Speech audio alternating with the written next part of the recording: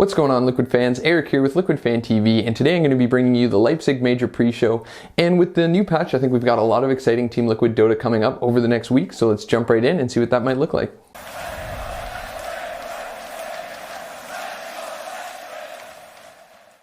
So with a bit of a rocky road leading up to the qualifiers and a 5th place at the previous major, I think a lot of Liquid fans had set their expectations at a reasonable level. And from start to finish, the team really smashed those expectations. They played really well, and I think a big part of this was that they adapted to the new patch a lot faster than I think a lot of people expected. So our group stage started off really well. We beat the other 4 teams in our group 2-0.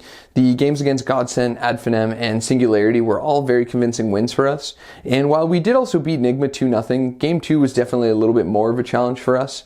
And then from there, the final matchup, of course, our major slot was against our kind of European rivals in Alliance. And same thing, despite that series being very back and forth, we did end up with another 2-0, leaving the qualifiers behind us with a very dominant 10 wins, 0 losses. And I think a big part of that clean sheet was really how we kind of chose to draft and chose to play. So we really favored these heroes that were strong laners, and then they kind of carried that advantage into the early and mid-game team fights. And then that was usually enough to close out the games. But for Team Liquid fans, this was really exciting. There was a lot of fights, a lot of action, just really constant. And it actually ended up in us having, I think on average, like 30 to 33 minute game lengths. We had one of the highest team averages for kills and assists per death. So there was definitely a lot of fighting that we won. And I think just overall, it was a lot of fun to watch. So, highlighting some standout picks for us that really helped us achieve this, I think our cores had some really strong showings on Bristleback, Lone Druid, and Weaver, while on the flip side, our supports had some great games on Warlock, Venge, and Rubik. And when you look at the strengths of a lot of these heroes, it's pretty clear that they lean towards a style of Dota that encourages fighting, but it also does maintain some semblance of scaling throughout the later portions of the match. So, in particular, I really want to highlight 2 player hero combos here, the first being Koikfa on his Lone Druid, and the second would be Taiga playing Rubik. I think they were really impactful on those heroes when we saw them in the qualifiers, and going into the major, I think they're going to be pretty key heroes in our drafts. I think they're really flexible in how and when you can pick them. But starting with Koikfa, I think when we saw him in that first game against Godsent, it seemed to me at least that it was very much first ban worthy. So in that match against Godsent, he played really well, ended a 22-minute game with 10 kills, 5 assists, and 0 deaths. And Lone Druid as a hero just kind of brings a lot of strengths into the new patch. He's capable of moving around and fighting early on with his team, but he also has the potential to scale later on to the game if it's required. And then he's got the benefit of being great at carrying multiple neutral items, either on the hero or the Spirit Bear. So when you kind of combine all these things and then you give such a strong meta hero to a player like Koikfa, who's already known for his Lone Druid, you really expect that it's going to be worthy of a first phase ban. So I didn't really fully expect Alliance to let it through in game 1. It somehow found its way into the second pick stage, and it was great for us yet again.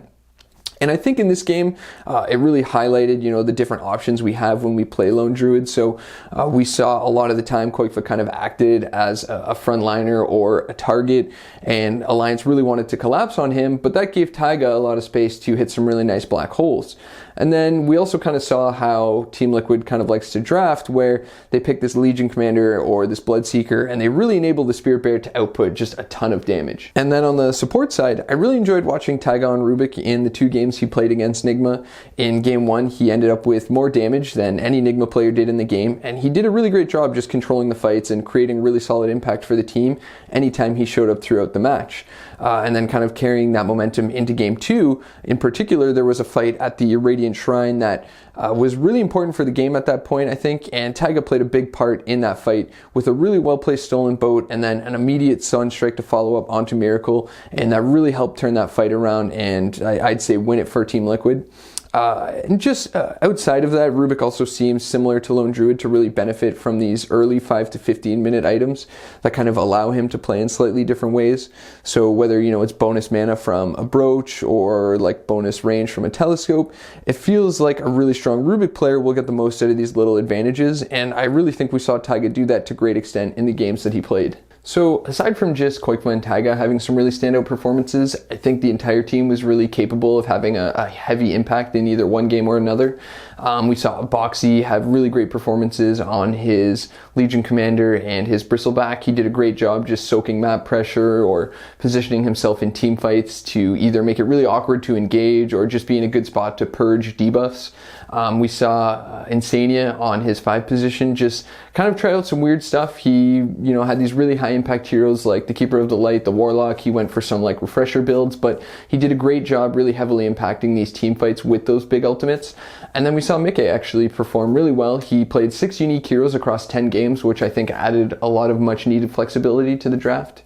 But overall, it really felt like the whole team was playing as a cohesive unit, and they were just all performing up to really what I think everybody expected this team was capable of. And taking this a little bit deeper, we can kind of dive into the squad stats, and you can see that when averaged against the other teams in the European qualifiers, pretty much across the board, we're performing better in every category.